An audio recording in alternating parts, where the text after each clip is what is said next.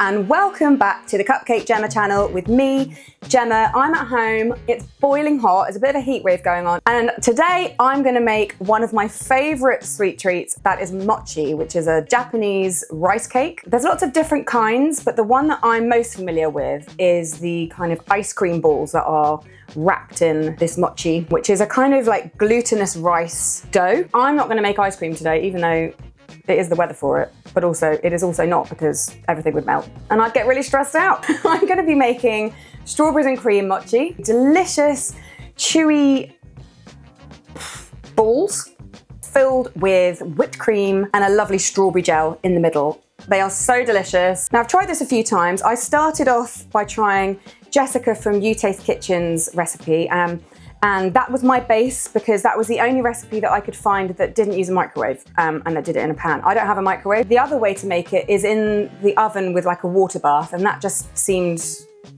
annoying. Jessica's recipe on You Taste Kitchen is using a pan, and I wanted to do it like that. I've changed the recipe because I felt like it needed a little bit of this and that. My recipe is a touch sweeter than hers. It has a bit of vanilla, also has a bit of salt and slightly different ratios. So shout out to Jessica for getting me started. Anyway, I'm going to start with a medium-sized pan. I've got a whisk and a spatula.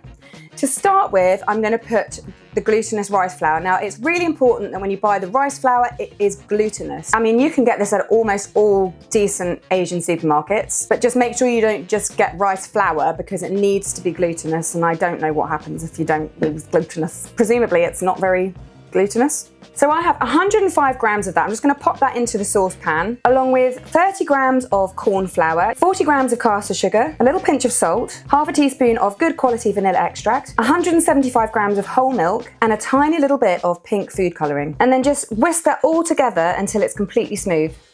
Once that's all smooth, you can switch up your utensils and get your spatula out and start heating on a medium heat. Once it starts to get a little bit warmer, you can pop 25 grams of butter, I'm using unsalted cold butter here, and just stir that in using your spatula. Now, this is where heat control is really important because you want it to be hot enough that it cooks out the flour and stops it from tasting chalky, but if you have it too hot, it can thicken up way too quickly. So what we want to do here is stir, stir, stir, and when it feels like it's starting to get lumpy and thick, that's fine, but we need to just control the heat a little bit. So turn it down if you feel like it's too fierce, and then use your spatula to scrape off the lumpy bits, push them back into the rest of the mixture, and eventually we've ended up with this, which looks a bit like used chewing gum. Now, it took probably about 15 minutes of hardcore scraping and smushing and sort of folding and scraping again. When you watch Jessica's video, which I hope you will, I don't understand what pan she's using, but like, there is some serious non-stick action going on there. I have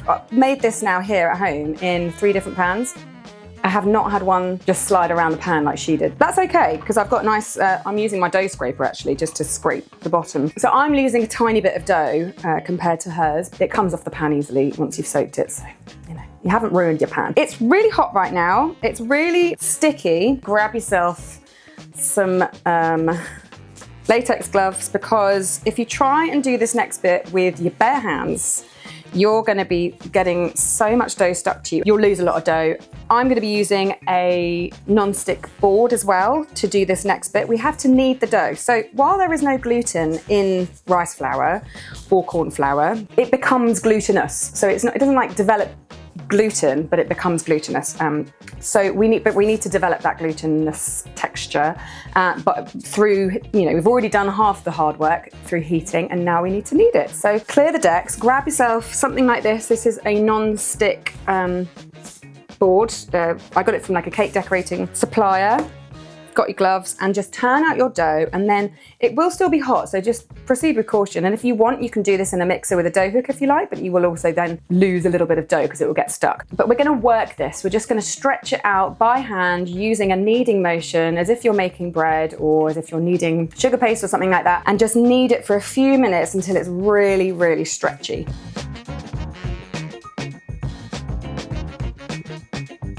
I've just shaped my dough into a sort of sausage and I've covered it with cling film, and it can stay like that for a little while you make other things. I have made one thing already, and that is my strawberry gel. Now this is going to be inserted into the center of the ball, but also I'm going to use it to flavor the cream. So this is it at the moment.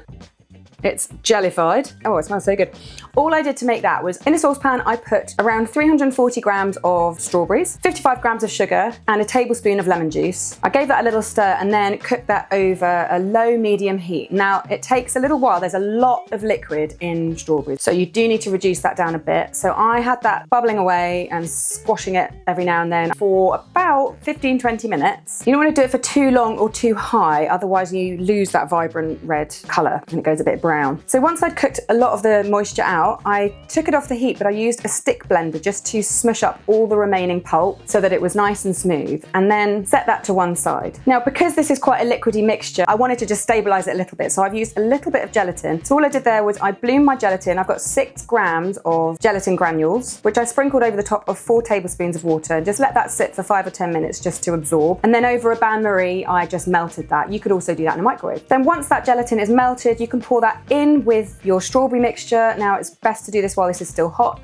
Give it a good stir until it's all completely combined. And then I just popped that into a container, put cling film directly onto the top so it didn't like form a skin or anything, and then left that to chill. And as you can see, it's gone.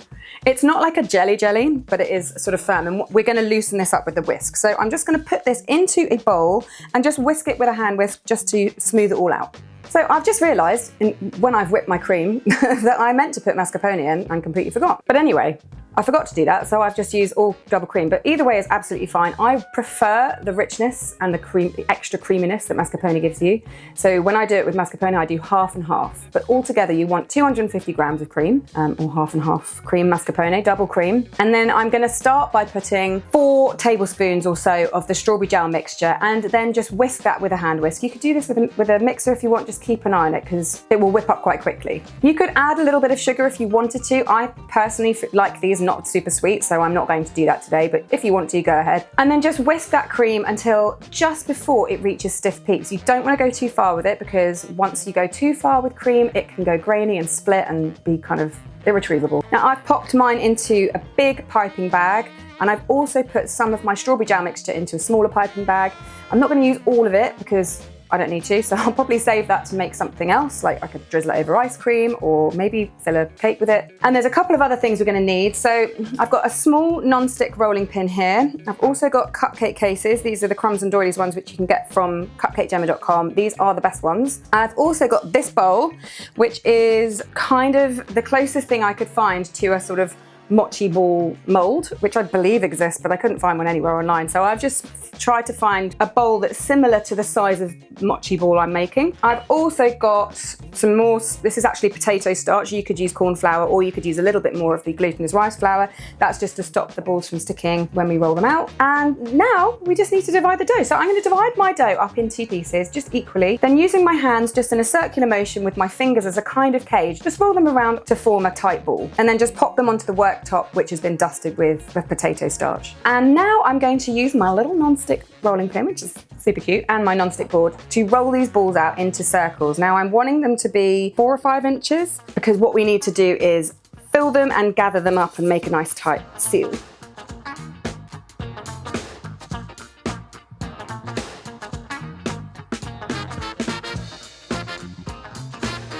Now another thing I can't do as well as Jessica is roll out the dough in perfect circles in such a speedy motion. If you check out her video, you'll be like, how does she do that?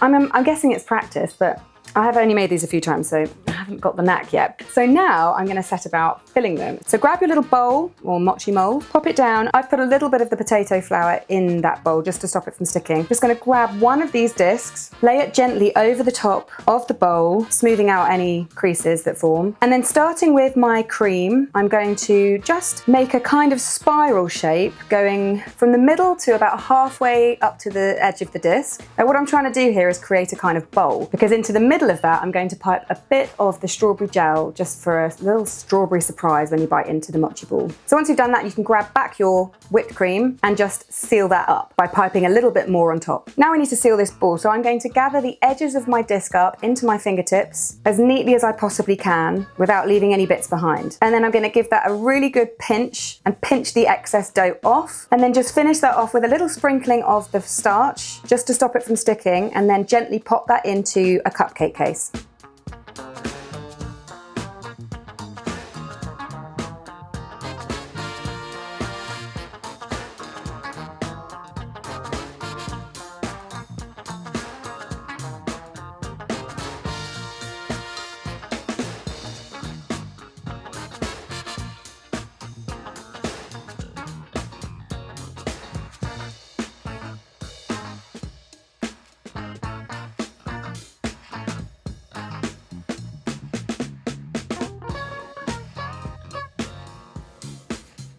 Look at this little guy with his little surprising strawberry gel inside. If you've never had mochi before, it is a really strange texture that, you know, many of us aren't really used to. It's glutinous. I don't really know how else to describe it, but it is so yummy. And then we've got the really, really light whipped cream inside, ever so slightly flavored with that strawberry gel. And then the little pocket of very intense, zingy strawberry inside. And I would recommend keeping them in the fridge just because they firm up a little bit and make it easier to handle. If you are going to keep them in the fridge sort of overnight, put them in an airtight container, otherwise the mochi can kind of harden in the fridge, which isn't very nice, becomes a bit leathery. This is lovely, really light, creamy, lovely little hit of strawberry, and that mochi dough is just yummy. So I really hope you give it a go. It's a really fun thing to make, and you could definitely mix up the flavors, and maybe I'm thinking I might do like a caramel chocolate one at some point with a sort of creme diplomat, or like a caramel with a caramel filling. Oh, that'd be really yummy. And of course you can make them different colors if you want, but the basic dough recipe is good to go, and you can just fill it with whatever you fancy. So please let me know what you think about this. Please give it a go. Let me know how you get on in the comments below. If you have ever made mochi, let me know. Let the people know if you like it, if you're a lover or a hater. Some people find it not very pleasant, but I love it. So please share your mochi experiences in the comments box, and please tune in a couple of weeks for another recipe. So we'll see you then. Bye.